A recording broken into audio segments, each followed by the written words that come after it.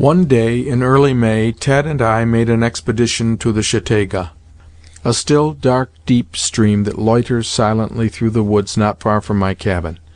As we paddled along, we were on the alert for any bit of wild life of bird or beast that might turn up. There were so many abandoned woodpecker chambers in the small dead trees as we went along, that I determined to secure the section of a tree containing a good one to take home and put up for the bluebirds. "Why don't the bluebirds occupy them here?" inquired Ted.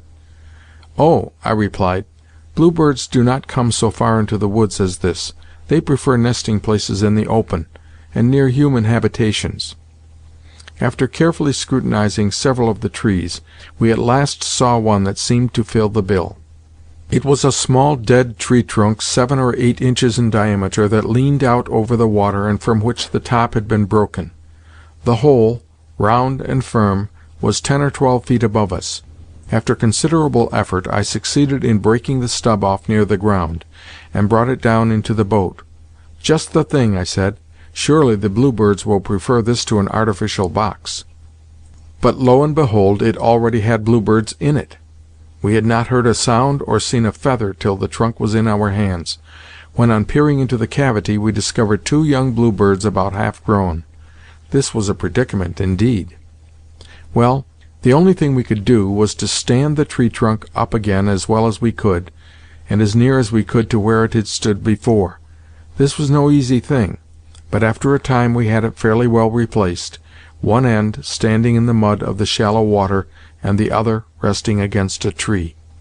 This left the hole to the nest about 10 feet below, and to one side of its former position.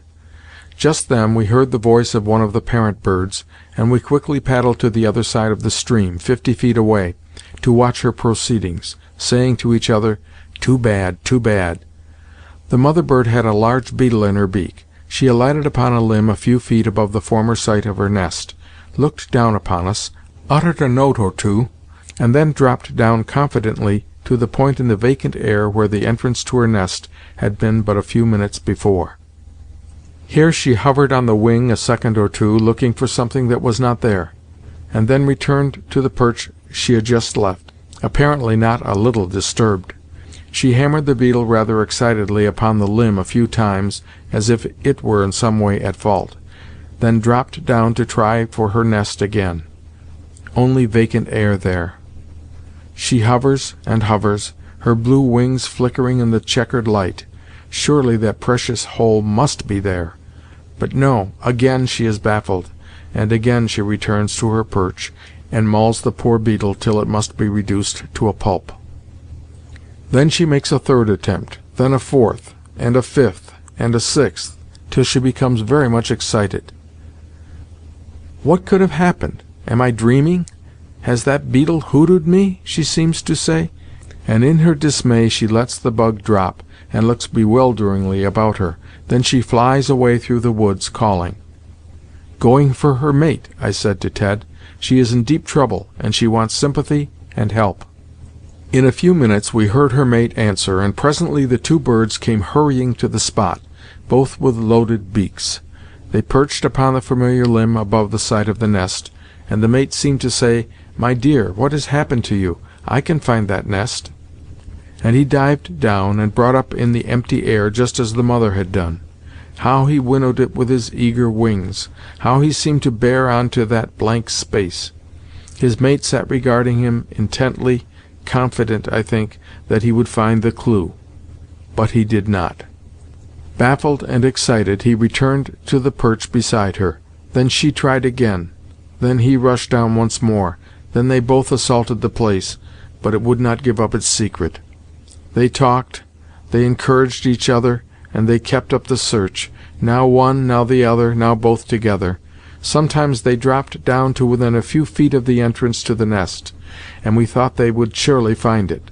No, their minds and eyes were intent only upon that square foot of space where the nest had been. Soon they withdrew to a large limb many feet higher up, and seemed to say to themselves, "Well, it is not there, but it must be here somewhere. Let us look about." A few minutes elapsed, when we saw the mother bird spring from her perch, and go straight as an arrow to the nest. Her maternal eye had proved the quicker. She had found her young. Something like reason and common sense had come to her rescue. She had taken time to look about, and behold, there was that precious doorway. She thrust her head into it, then sent back a call to her mate, then went farther in, then withdrew. "Yes, it is true, they are here, they are here." Then she went in again, gave them the food in her beak, and then gave place to her mate, who, after similar demonstrations of joy, also gave them his morsel. Ted and I breathed freer. A burden had been taken from our minds and hearts, and we went cheerfully on our way. We had learned something, too. We had learned that when in the deep woods you think of bluebirds, bluebirds may be nearer than you think. End of Babes in the Woods,